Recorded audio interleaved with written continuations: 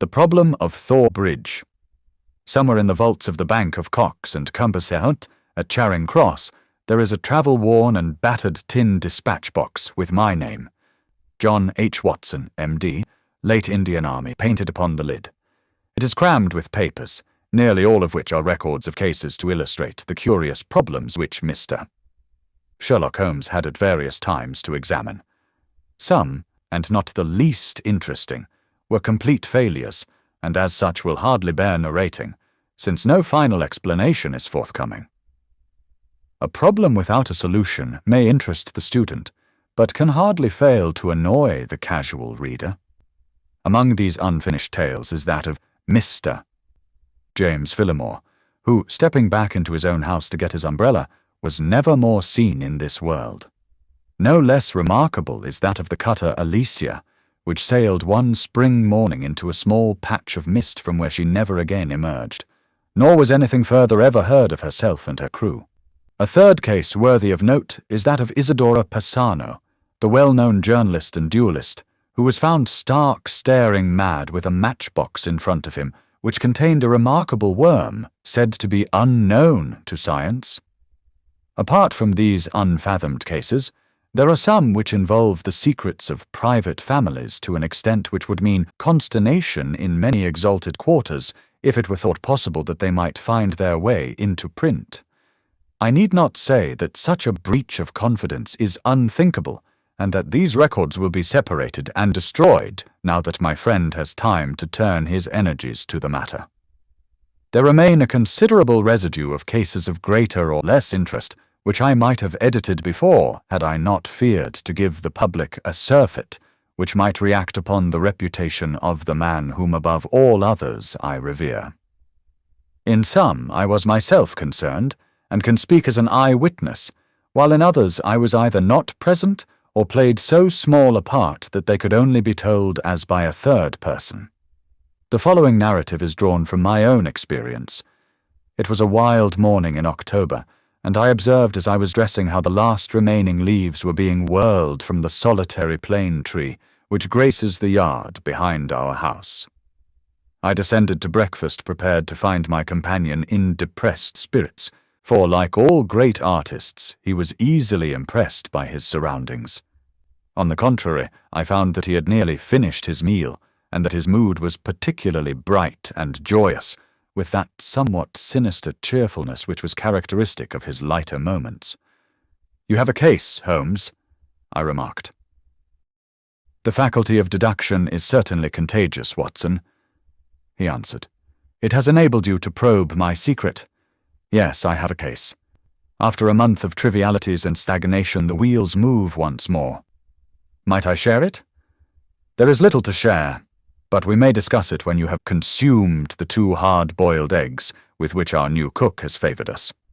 Their condition may not be unconnected with the copy of the Family Herald which I observed yesterday upon the hall table. Even so trivial a matter as cooking an egg demands an attention which is conscious of the passage of time and incompatible with the love romance in that excellent periodical. A quarter of an hour later the table had been cleared, and we were face to face. He had drawn a letter from his pocket.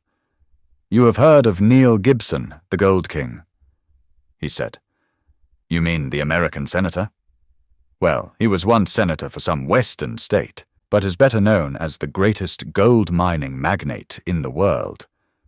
"Yes, I know of him. He has surely lived in England for some time. His name is very familiar." "Yes, he bought a considerable estate in Hampshire some 5 years ago. Possibly you have already heard of the tragic end of his wife." "Of course. I remember it now. That is why the name is familiar. But I really know nothing of the details." Holmes waved his hand towards some papers on a chair. "I had no idea that the case was coming my way, or I should have had my extracts ready," said he. "The fact is that the problem, though exceedingly sensational, appeared to present no difficulty. The interesting personality of the accused does not obscure the clearness of the evidence. That was the view taken by the coroner's jury, and also in the police court proceedings. It is now referred to the assizes at Winchester. I fear it is a thankless business. I can discover facts, Watson, but I cannot change them. Unless some entirely new and unexpected ones come to light, I do not see what my client can hope for. Your client? Ah, I forgot I had not told you. I am getting into your involved habit, Watson, of telling a story backward.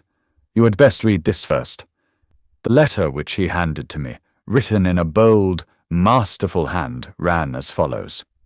Claridge's Hotel, October 3rd. Dear Mr. Sherlock Holmes, I can't see the best woman God ever made go to her death without doing all that is possible to save her. I can't explain things. I can't even try to explain them. But I know beyond all doubt that Miss Dunbar is innocent. You know the facts. Who doesn't? It has been the gossip of the country, and never a voice raised for her. It's the damned injustice of it all that makes me crazy. That woman has a heart that wouldn't let her kill a fly. Well, I'll come at 11 tomorrow and see if you can get some ray of light in the dark. Maybe I have a clue and don't know it. Anyhow, all I know, and all I have, and all I am, are for your use, if only you can save her. If ever in your life you showed your powers, put them now into this case. Yours faithfully, J. Neil Gibson. There you have it, said Sherlock Holmes, knocking out the ashes of his after-breakfast pipe and slowly refilling it. That is the gentleman I await. As to the story, you have hardly time to master all these papers, so I must give it to you in a nutshell if you are to take an intelligent interest in the proceedings. This man is the greatest financial power in the world, and a man, as I understand, of most violent and formidable character. He married a wife, the victim of this tragedy, of whom I know nothing save that she was past her prime, which was the more unfortunate as a very attractive governess superintended the education of 2 young children. These are the 3 people concerned, and the scene is a grand old manor house, the centre of a historical English state. Then, as to the tragedy, the wife was found in the grounds nearly half a mile from the house, late at night, clad in her dinner dress, with a shawl over her shoulders, and a revolver bullet through her brain. No weapon was found near her, and there was no local clue as to the murder. No weapon near her, Watson. Mark that. The crime seems to have been committed late in the evening, and the body was found by a gamekeeper about 11 o'clock, when it was examined by the police and by a doctor before being carried up to the house. Is this too condensed, or can you follow it clearly? It is all very clear, but why suspect the governess? Well, in the first place, there is some very direct evidence. A revolver with 1 discharge chamber and a caliber which corresponded with the bullet was found on the floor of her wardrobe. His eyes fixed, and he repeated in broken words, on the floor of her wardrobe. Then he sank into silence, and I saw that some train of thought had been set moving, which I should be foolish to interrupt. Suddenly, with a start, he emerged into brisk life once more. Yes, Watson, it was found. Pretty damning, eh? So the 2 juries thought. Then the dead woman had a note upon her making an appointment at that very place, and signed by the governess. How's that? Finally, there is the motive. Senator Gibson is an attractive person. If his wife dies, who more likely to succeed her than the young lady who had already by all accounts received pressing attentions from her employer? Love, fortune, power, all depending upon one middle-aged life. Ugly, Watson. Very ugly. Yes, indeed, Holmes. Nor could she prove an alibi. On the contrary, she had to admit that she was down near Thor Bridge. That was the scene of the tragedy. About that hour. She couldn't deny it, for some passing villager had seen her there. That really seems final. And yet, Watson, and yet, this bridge, a single broad span of stone with balustraded sides, carries the drive over the narrowest part of a long, deep, reed-girt sheet of water. Thormere, it is called. In the mouth of the bridge lay the dead woman. Such are the main facts. But here, if I mistake not, is our client, considerably before his time. Billy had opened the door, but the name which he announced was an unexpected one. Mr. Marlowe Bates was a stranger to both of us. He was a thin, nervous wisp of a man with frightened eyes and a twitching, hesitating manner. A man whom my own professional eye would judge to be on the brink of an absolute nervous breakdown. "You seem agitated, Mr. Bates," said Holmes. "Pray sit down. I fear I can only give you a short time, for I have an appointment at 11. "I know you have," our visitor gasped, shooting out short sentences like a man who is out of breath. "Mr. Gibson is coming. Mr. Gibson is my employer. I am manager of his estate. Mr. Holmes, he is a villain. An infernal villain." Strong language, Mr. Bates. "I have to be emphatic, Mr. Holmes, for the time is so limited. I would not have him find me here for the world. He is almost due now, but I was so situated that I could not come earlier. His secretary, Mr. Ferguson, only told me this morning of his appointment with you. And you are his manager. I have given him notice. In a couple of weeks I shall have shaken off his accursed slavery. A hard man, Mr. Holmes, hard to all about him. Those public charities are a screen to cover his private iniquities. But his wife was his chief victim. He was brutal to her. Yes, sir, brutal.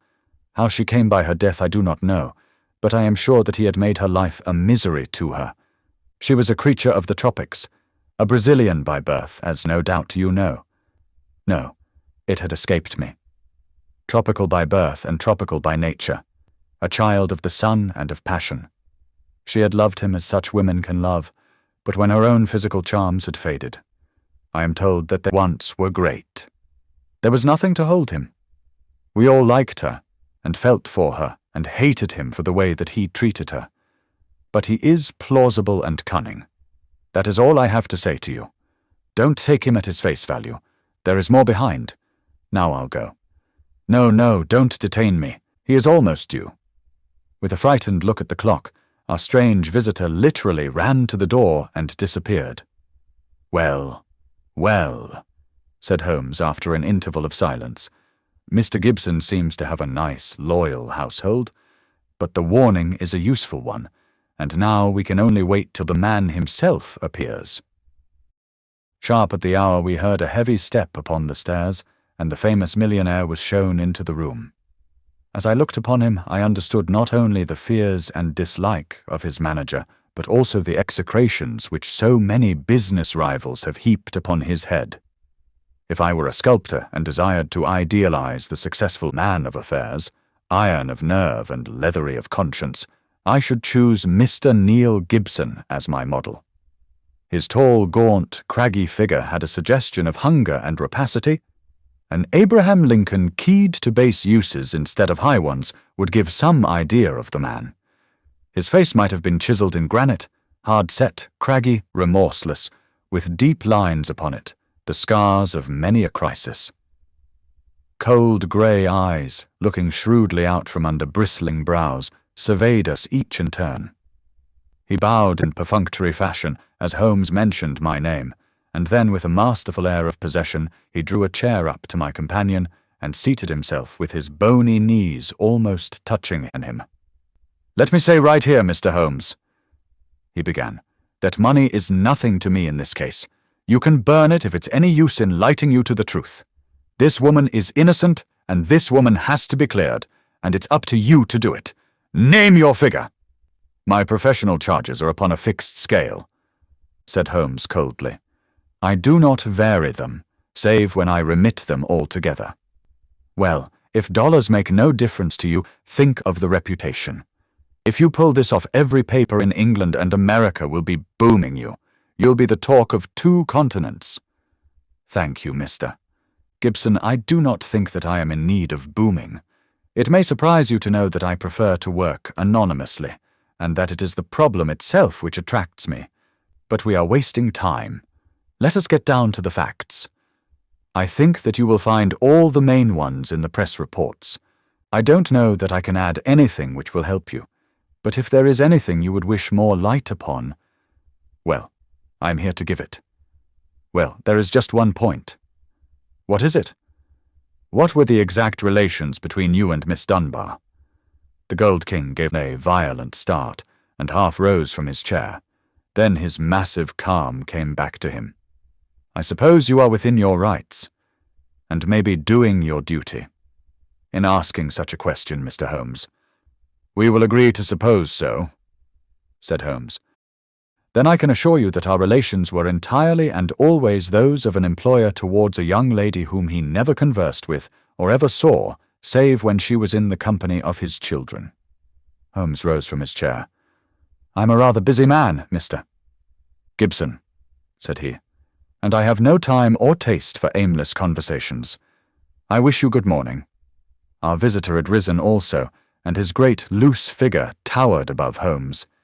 There was an angry gleam from under those bristling brows, and a tinge of colour in the sallow cheeks. "What the devil do you mean by this, Mr. Holmes? Do you dismiss my case?" "Well, Mr. Gibson, at least I dismiss you. I should have thought my words were plain." "Plain enough. But what's at the back of it? Raising the price on me, or afraid to tackle it, or what? I've a right to a plain answer." "Well, perhaps you have," said Holmes. "I'll give you one. This case is quite sufficiently complicated to start with, without the further difficulty of false information." "Meaning that I lie?" "Well, I was trying to express it as delicately as I could, but if you insist upon the word, I will not contradict you." I sprang to my feet, for the expression upon the millionaire's face was fiendish in its intensity, and he had raised his great knotted fist. Holmes so smiled languidly, and reached his hand out for his pipe. "Don't be noisy, Mr. Gibson. I find that after breakfast even the smallest argument is unsettling. I suggest that a stroll in the morning air and a little quiet thought will be greatly to your advantage." With an effort, the Gold King mastered his fury. I could not but admire him, for by a supreme self-command he had turned in a minute from a hot flame of anger to a frigid and contemptuous indifference. "Well, it's your choice. I guess you know how to run your own business. I can't make you touch the case against your will. You've done yourself no good this morning, Mr. Holmes, for I have broken stronger men than you. No man ever crossed me and was the better for it." "So many have said so, and yet here I am," said Holmes, smiling. "Well, good morning, Mr. Gibson. You have a good deal yet to learn." Our visitor made a noisy exit, but Holmes smoked in imperturbable silence with dreamy eyes fixed upon the ceiling. "Any views, Watson?" he asked at last. "Well, Holmes, I must confess that when I consider that this is a man who would certainly brush any obstacle from his path, and when I remember that his wife may have been an obstacle and an object of dislike, as that man Bates plainly told us, it seems to me—" "Exactly. And to me also. But what were his relations with the governess, and how did you discover them?" "Bluff, Watson, bluff. When I considered the passionate, unconventional, unbusinesslike tone of his letter, and contrasted it with his self-contained manner and appearance, it was pretty clear that there was some deep emotion which centered upon the accused woman rather than upon the victim. We've got to understand the exact relations of those three people if we are to reach the truth. You saw the frontal attack which I made upon him, and how imperturbably he received it. Then I bluffed him by giving him the impression that I was absolutely certain, when in reality I was only extremely suspicious. Perhaps he will come back. He is sure to come back. He must come back. He can't leave it where it is. Ha! Isn't that a ring? Yes, there is his footstep. Well, Mr. Gibson, I was just saying to Dr. Watson that you were somewhat overdue." The Gold King had re-entered the room in a more chastened mood than he had left it. His wounded pride still showed in his resentful eyes, but his common sense had shown him that he must yield if he would attain his end. "I've been thinking it over, Mr. Holmes, and I feel that I have been hasty in taking your remarks amiss. You are justified in getting down to the facts, whatever they may be, and I think the more of you for it. I can assure you, however, that the relations between Miss Dunbar and me don't really touch this case. That is for me to decide, is it not?" "Yes, I guess that is so. You're like a surgeon who wants every symptom before he can give his diagnosis." "Exactly. That expresses it. and it is only a patient who has an object in deceiving his surgeon who would conceal the facts of his case. That may be so, but you will admit, Mr. Holmes, that most men would shy off a bit when they are asked point-blank what their relations with a woman may be. If there is really some serious feeling in the case, I guess most men have a little private reserve of their own in some corner of their souls, where they don't welcome intruders. And you burst suddenly into it. But the object excuses you, since it was to try and save her. Well, the stakes are down and the reserve open, and you can explore where you will. What is it you want? The truth. The Gold King paused for a moment, as one who marshals his thoughts. His grim, deep-lined face had become even sadder and more grave. I can give it to you in a very few words, Mr. Holmes, said he at last. There are some things that are painful as well as difficult to say, so I won't go deeper than is needful. I met my wife when I was gold hunting in Brazil. Maria Pinto was the daughter of a government official at Manaus, and she was very beautiful. I was young and ardent in those days, but even now, as I look back with colder blood and a more critical eye, I can see that she was rare and wonderful in her beauty. It was a deep, rich nature, too. Passionate, wholehearted, tropical, ill-balanced, very different from the American women whom I had known. Well, to make a long story short, I loved her and I married her. It was only when the romance had passed, and it lingered for years, that I realized that we had nothing, absolutely nothing, in common. My love faded. If hers had faded also, it might have been easier. But you know the wonderful way of women. Do what I might, nothing could turn her from me. If I have been harsh to her, even brutal as some have said, it has been because I knew that if I could kill her love, or if it turned to hate, it would be easier for both of us. But nothing changed her. She adored me in those English woods as she had adored me 20 years ago on the banks of the Amazon. Do what I might, she was as devoted as ever. Then came Miss Grace Dunbar. She answered our advertisement and became governess to our 2 children. Perhaps you have seen her portrait in the papers. The whole world has proclaimed that she also is a very beautiful woman. Now, I make no pretense to be more moral than my neighbors, and I will admit to you that I could not live under the same roof with such a woman and in daily contact with her without feeling a passionate regard for her. Do you blame me, Mr. Holmes? I do not blame you for feeling it. I should blame you if you expressed it, since this young lady was in a sense under your protection. Well, maybe so, said the millionaire, though for a moment the reproof had brought the old angry gleam into his eyes. I'm not pretending to be any better than I am. I guess all my life I've been a man that reached out his hand for what he wanted, and I never wanted anything more than the love and possession of that woman. I told her so. Oh, you did you? Holmes could look very formidable when he was moved. I said to her that if I could marry her, I would, but that it was out of my power. I said that money was no object, and that all I could do to make her happy and comfortable would be done. Very generous, I'm sure, said Holmes with a sneer. See here, Mr. Holmes, I came to you on a question of evidence, not on a question of morals. I'm not asking for your criticism. It is only for the young lady's sake that I touch your case at all, said Holmes sternly. I don't know that anything she is accused of is really worse than what you have yourself admitted, that you have tried to ruin a defenseless girl who was under your roof. Some of you rich men have to be taught that all the world cannot be bribed into condoning your offences. To my surprise, the Gold King took the reproof with equanimity. That's how I feel myself about it now. I thank God that my plans did not work out as I intended. She would have none of it, and she wanted to leave the house instantly. Why did she not? Well, in the first place, others were dependent upon her, and it was no light matter for her to let them all down by sacrificing her living. When I had sworn, as I did, that she should never be molested again, she consented to remain. But there was another reason. She knew the influence she had over me, and that it was stronger than any other influence in the world. She wanted to use it for good. How? Well, she knew something of my affairs. They are large, Mr. Holmes. Large beyond the belief of an ordinary man. I can make or break. And it is usually break. It wasn't individuals only. It was communities, cities, even nations. Business is a hard game, and the weak go to the wall. I played the game for all it was worth. I never squealed myself, and I never cared if the other fellow squealed. But she saw it different. I guess she was right.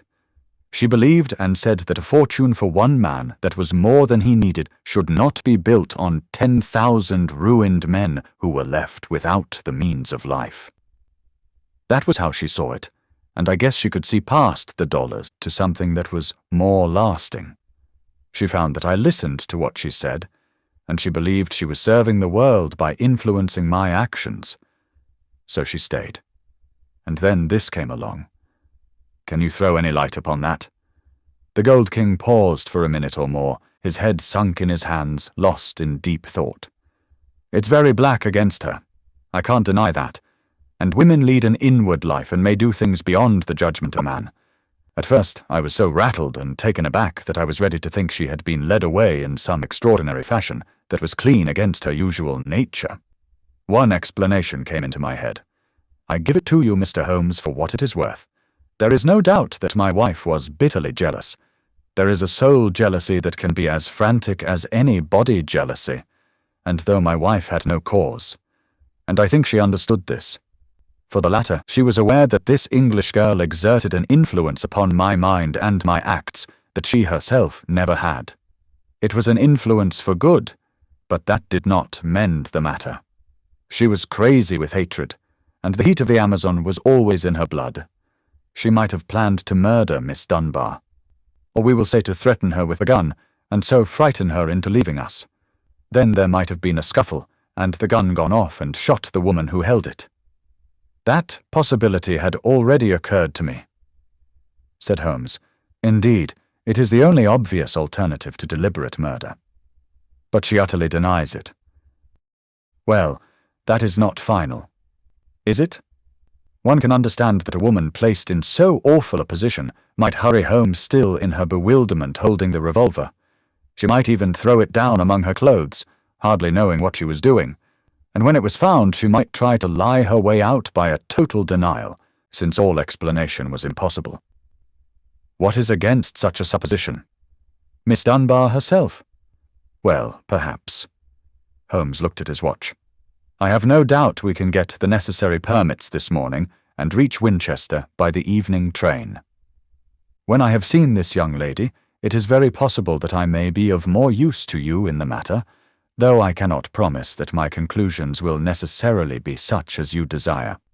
There was some delay in the official pass, and instead of reaching Winchester that day, we went down to Thor Place, the Hampshire estate of Mr. Neil Gibson.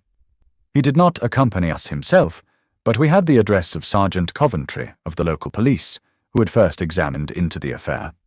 He was a tall, thin, cadaverous man, with a secretive and mysterious manner, which conveyed the idea that he knew or suspected a very great deal more than he dared say.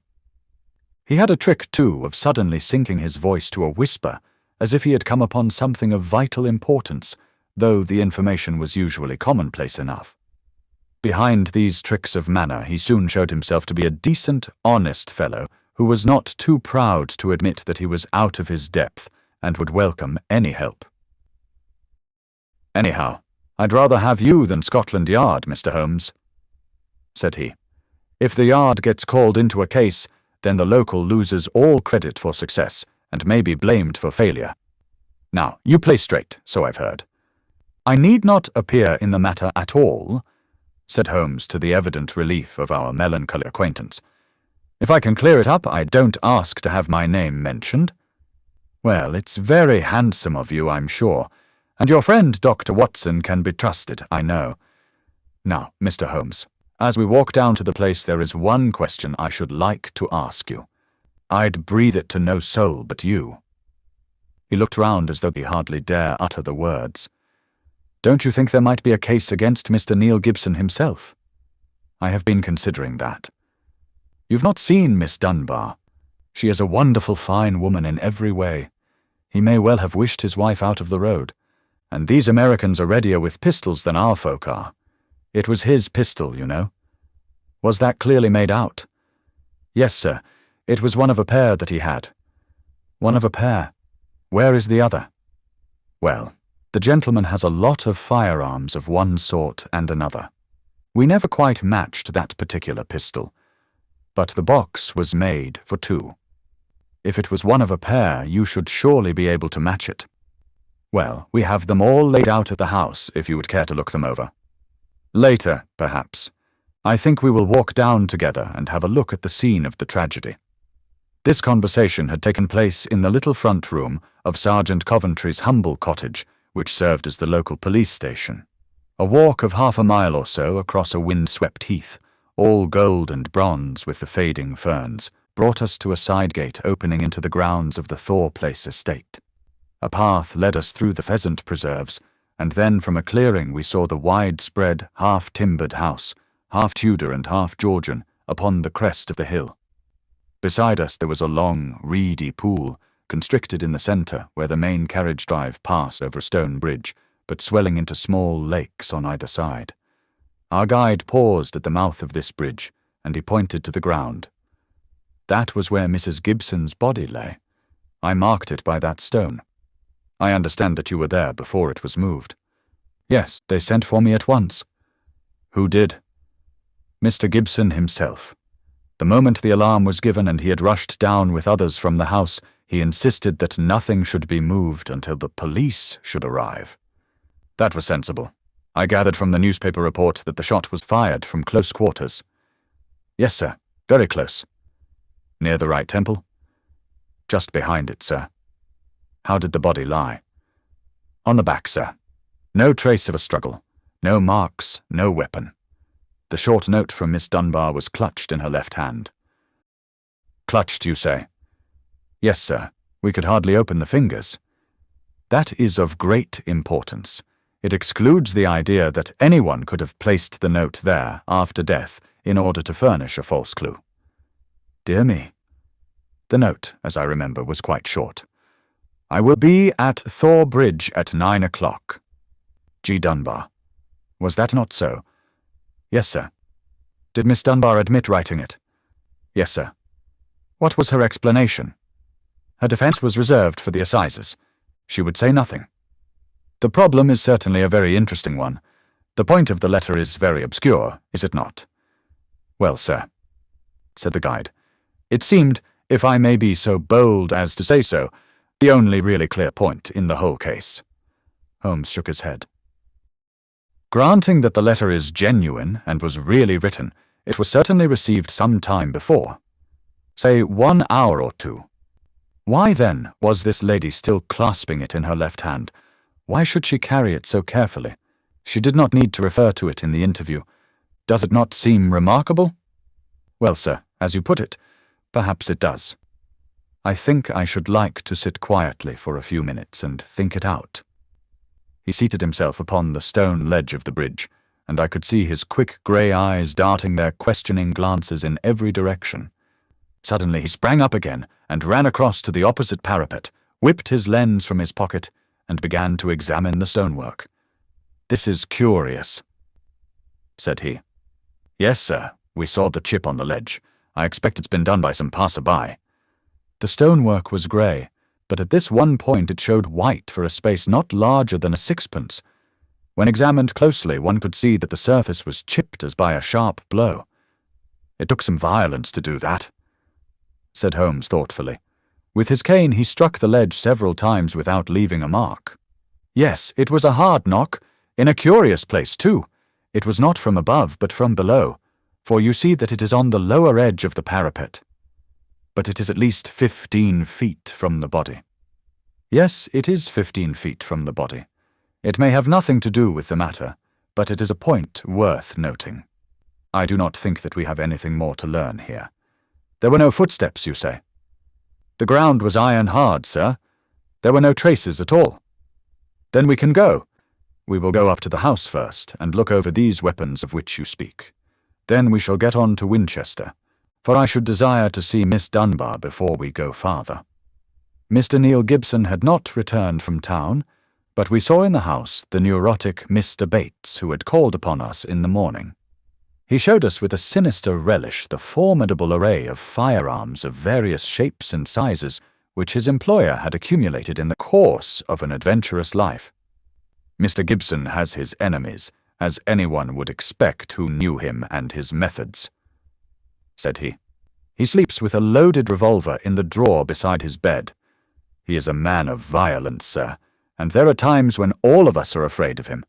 I am sure that the poor lady who has passed was often terrified." "Did you ever witness physical violence towards her?" "No, I cannot say that. But I have heard words which were nearly as bad. Words of cold, cutting contempt, even before the servants. Our millionaire does not seem to shine in private life," remarked Holmes as we made our way to the station. "Well, Watson, we have come on a good many facts, some of them new ones, and yet I seem some way from my conclusion. In spite of the very evident dislike which Mr. Bates has to his employer, I gather from him that when the alarm came, he was undoubtedly in his library. Dinner was over at 8:30, and all was normal up to then. It is true that the alarm was somewhat late in the evening, but the tragedy certainly occurred about the hour named in the note. There is no evidence at all that Mr. Gibson had been out of doors since his return from town at 5 o'clock. On the other hand, Miss Dunbar, as I understand it, admits that she had made an appointment to meet Mrs. Gibson at the bridge. Beyond this she would say nothing, as her lawyer had advised her to reserve her defence. We have several very vital questions to ask that young lady, and my mind will not be easy until we have seen her. I must confess that the case would seem to me to be very black against her, if it were not for one thing." "And what is that, Holmes?" "The finding of the pistol in her wardrobe." "Dear me, Holmes," I cried. "That seemed to me to be the most damning incident of all." "Not so, Watson. It had struck me even at my first perfunctory reading as very strange, and now that I am in closer touch with the case, it is my only firm ground for hope. We must look for consistency. Where there is a want of it, we must suspect deception." "I hardly follow you." "Well now, Watson, suppose for a moment that we visualize you in the character of a woman who, in a cold, premeditated fashion, is about to get rid of a rival. You have planned it. A note has been written. The victim has come. You have your weapon. The crime is done. It has been workmanlike and complete. Do you tell me that after carrying out so crafty a crime, you would now ruin your reputation as a criminal by forgetting to fling your weapon into those adjacent reed beds which would forever cover it? But you must needs carry it carefully home and put it in your own wardrobe, the very first place that would be searched? Your best friends would hardly call you a schemer, Watson, and yet I could not picture you doing anything so crude as that. In the excitement of the moment. No, Watson, I will not admit that it is possible. Where a crime is coolly premeditated, then the means of covering it are coolly premeditated also. I hope, therefore, that we are in the presence of a serious misconception. But there is so much to explain. Well, we shall set about explaining it. When once your point of view is changed, the very thing which was so damning becomes a clue to the truth. For example, there is this revolver. Miss Dunbar disclaims all knowledge of it. On our new theory, she is speaking truth when she says so. Therefore, it was placed in her wardrobe. Who placed it there? Someone who wished to incriminate her. Was not that person the actual criminal? You see how we come at once upon a most fruitful line of inquiry. We were compelled to spend the night at Winchester, as the formalities had not yet been completed. But next morning, in the company of Mr. Joyce Cummings, the rising barrister who was entrusted with the defence, we were allowed to see the young lady in her cell. I had expected from all that we had heard to see a beautiful woman, but I can never forget the effect which Miss Dunbar produced upon me. It was no wonder that even the masterful millionaire had found in her something more powerful than himself, something which could control and guide him. One felt, too, as one looked at the strong, clear-cut and yet sensitive face, that even should she be capable of some impetuous deed, Nonetheless, there was an innate nobility of character which would make her influence always for the good. She was a brunette, tall, with a noble figure and commanding presence, but her dark eyes had in them the appealing, helpless expression of the hunted creature who feels the nets around it, but can see no way out from the toils. Now, as she realized the presence and the help of my famous friend, there came a touch of color in her wan cheeks, and a light of hope began to glimmer in the glance which she turned upon us. "Perhaps Mr. Neil Gibson has told you something of what occurred between us?" she asked in a low, agitated voice. "Yes," Holmes answered. "You need not pain yourself by entering into that part of the story. After seeing you, I am prepared to accept Mr. Gibson's statement, both as to the influence which you had over him and as to the innocence of your relations with him. But why was the whole situation not brought out in court? It seemed to me incredible that such a charge could be sustained. I thought that if we waited, the whole thing must clear itself up without our being compelled to enter into painful details of the inner life of the family. But I understand that, far from clearing, it has become even more serious." "My dear young lady," cried Holmes earnestly, "I beg you to have no illusions upon the point. Mr. Cummings here would assure you that all the cards are at present against us, and that we must do everything that is possible if we are to win clear. It would be a cruel deception to pretend that you are not in very great danger. Give me all the help you can, then, to get at the truth. I will conceal nothing. Tell us, then, of your true relations with Mr. Gibson's wife." "She hated me, Mr. Holmes. She hated me with all the fervor of her tropical nature. She was a woman who would do nothing by halves, and the measure of her love for her husband was the measure also of her hatred for me. It is probable that she misunderstood our relations. I would not wish to wrong her, but she loved so vividly in a physical sense that she could hardly understand the mental and even spiritual tie which held her husband to me, or imagine that it was only my desire to influence his power to good ends which kept me under his roof. I can see now that I was wrong. Nothing could justify me in remaining where I was, a cause of unhappiness, and yet it is certain that the unhappiness would have remained, even if I had left the house." "Now, Miss Dunbar," said Holmes, "I beg you to tell us exactly what occurred that evening. I can tell you the truth so far as I know it, Mr. Holmes, but I am in a position to prove nothing, and there are points, the most vital points, which I can neither explain nor can I imagine any explanation. If you will find the facts, perhaps others may find the explanation. With regard, then, to my presence at Thor Bridge that night, I received a note from Mrs. Gibson in the morning. It lay on the table of the schoolroom, and it may have been left there by her own hand. It implored me to see her there after dinner, said she had something important to say to me, and asked me to leave an answer on the sundial in the garden, as she desired no one to be in our confidence. I saw no reason for such secrecy, but I did as she asked, accepting the appointment. She asked me to destroy her note, and I burned it in the schoolroom grate. She was very much afraid of her husband, who treated her with a harshness for which I frequently reproached him, and I could only imagine that she acted in this way because she did not wish him to know of our interview. Yet she kept your reply very carefully." "Yes, I was surprised to hear that she had it in her hand when she died." "Well, what happened then?" "I went down as I had promised. When I reached the bridge, she was waiting for me.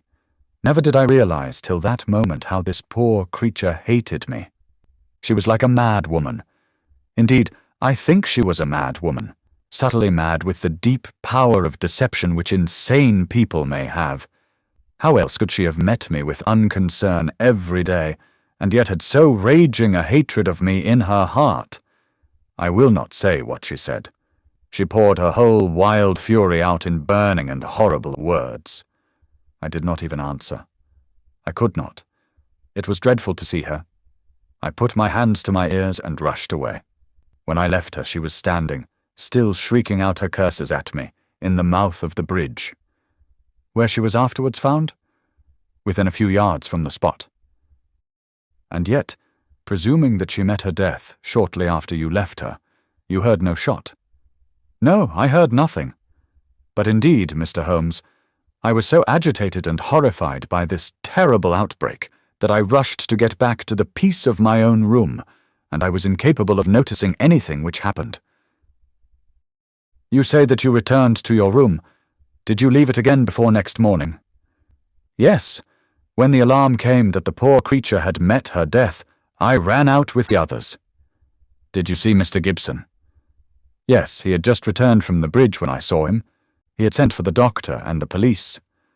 Did he seem to you much perturbed? Mr. Gibson is a very strong, self-contained man. I do not think that he would ever show his emotions on the surface, but I, who knew him so well, could see that he was deeply concerned. Then we come to the all-important point. This pistol that was found in your room. Had you ever seen it before? Never, I swear it. When was it found? Next morning, when the police made their search. Among your clothes? Yes, on the floor of my wardrobe under my dresses. You could not guess how long it had been there. It had not been there the morning before. How do you know? Because I tidied out the wardrobe. That is final. Then someone came into your room and placed the pistol there in order to inculpate you. It must have been so.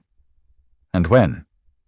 It could only have been at mealtime, or else at the hours when I would be in the schoolroom with the children, as you were when you got the note. Yes, from that time onward for the whole morning. Thank you, Miss Dunbar. Is there any other point which could help me in the investigation? I can think of none. There was some sign of violence on the stonework of the bridge. A perfectly fresh chip just opposite the body. Could you suggest any possible explanation of that? Surely it must be a mere coincidence. Curious, Miss Dunbar, very curious. Why should it appear at the very time of the tragedy, and why at the very place? But what could have caused it? Only great violence could have such an effect. Holmes did not answer. His pale, eager face had suddenly assumed that tense, far-away expression which I had learned to associate with the supreme manifestations of his genius. So evident was the crisis in his mind that none of us dared to speak, and we sat, barrister, prisoner, and myself, watching him in a concentrated and absorbed silence. Suddenly he sprang from his chair, vibrating with nervous energy and the pressing need for action. "Come, Watson, come!" he cried. "What is it, Mr. Holmes?" "Never mind, my dear lady. You will hear from me, Mr. Cummings.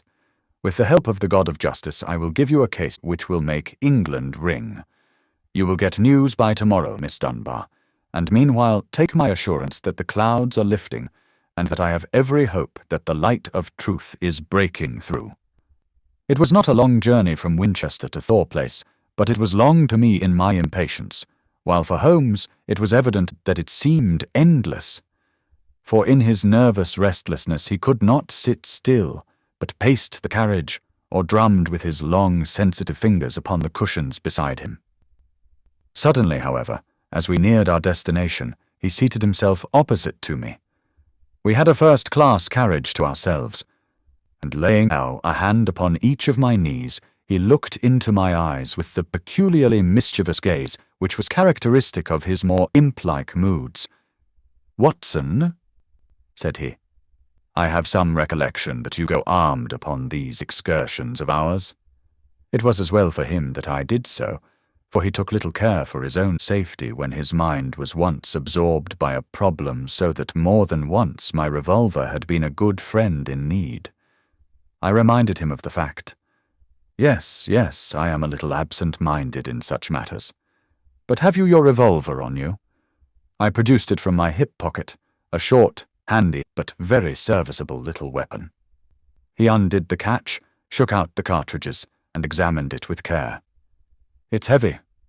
Remarkably heavy," said he. "Yes, it is a solid bit of work." He mused over it for a minute. "Do you know, Watson," said he, "I believe your revolver is going to have a very intimate connection with the mystery which we are investigating." "My dear Holmes, you are joking." "No, Watson, I am very serious. There is a test before us. If the test comes off, all will be clear, and the test will depend upon the conduct of this little weapon. 1 cartridge out. Now we will replace the other 5 and put on the safety catch. So, that increases the weight and makes it a better reproduction. I had no glimmer of what was in his mind, nor did he enlighten me, but sat lost in thought until we pulled up in the little Hampshire station. We secured a ramshackle trap, and in a quarter of an hour were at the house of our confidential friend, the sergeant. A clue, Mr. Holmes. What is it? It all depends upon the behavior of Dr. Watson's revolver, said my friend. Here it is. Now, officer, can you give me 10 yards of string? The village shop provided a ball of stout twine. I think that this is all we will need, said Holmes. Now, if you please, we will get off on what I hope is the last stage of our journey. The sun was setting and turning the rolling Hampshire moor into a wonderful autumnal panorama. The sergeant, with many critical and incredulous glances, which showed his deep doubts of the sanity of my companion, lurched along beside us. As we approached the scene of the crime, I could see that my friend, under all his habitual coolness, was, in truth, deeply agitated. Yes, he said in answer to my remark. You have seen me miss my mark before, Watson. I have an instinct for such things, and yet it has sometimes played me false. It seemed a certainty when first it flashed across my mind in the cell at Winchester. But one drawback of an active mind is that one can always conceive alternative explanations which would make our scent a false one. And yet? Well, Watson, we can but try. As he walked, he had firmly tied one end of the string to the handle of the revolver. We had now reached the scene of the tragedy. With great care, he marked out under the guidance of the policeman the exact spot where the body had been stretched. He then hunted among the heather and the ferns until he found a considerable stone. This he secured to the other end of his line of string, and he hung it over the parapet of the bridge so that it swung clear above the water. He then stood on the fatal spot, some distance from the edge of the bridge, with my revolver in his hand, the string being taut between the weapon and the heavy stone on the farther side. "Now for it!" he cried.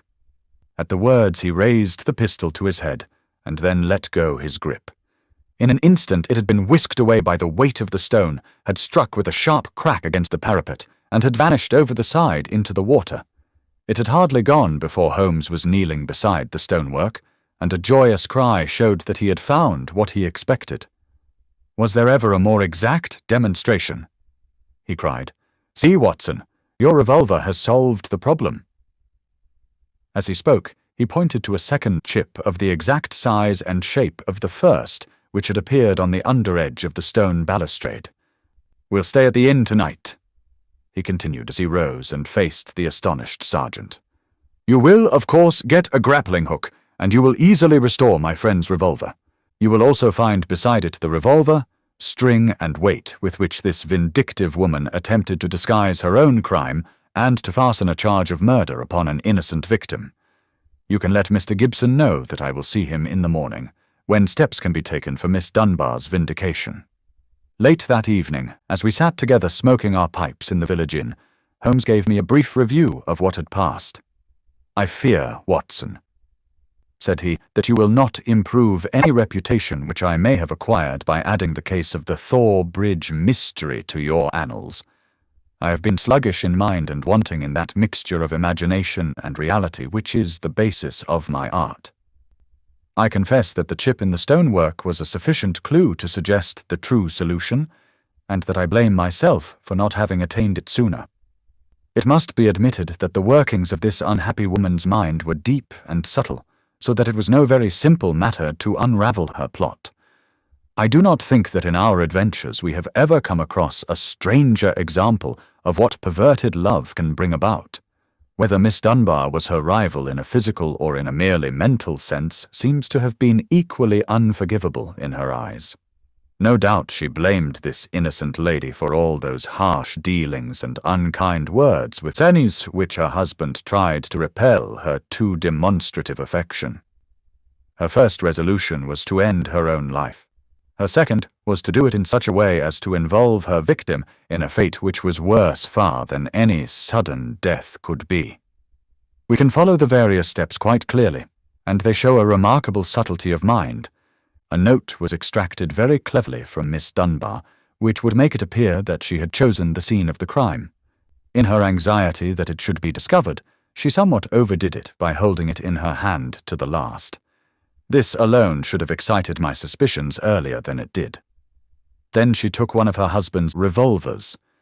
There was, as you saw, an arsenal in the house, and kept it for her own use. A similar one she concealed that morning in Miss Dunbar's wardrobe after discharging one barrel, which she could easily do in the woods without attracting attention. She then went down to the bridge where she had contrived this exceedingly ingenious method for getting rid of her weapon.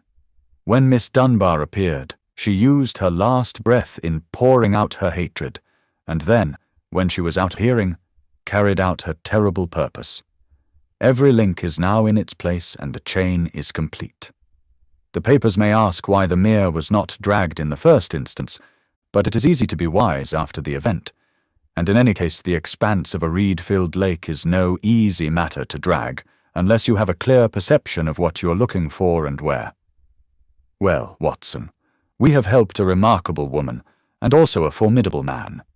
Should they in the future join their forces, as seems not unlikely, the financial world may find that Mr. Neil Gibson has learned something in that schoolroom of sorrow where our earthly lessons are taught.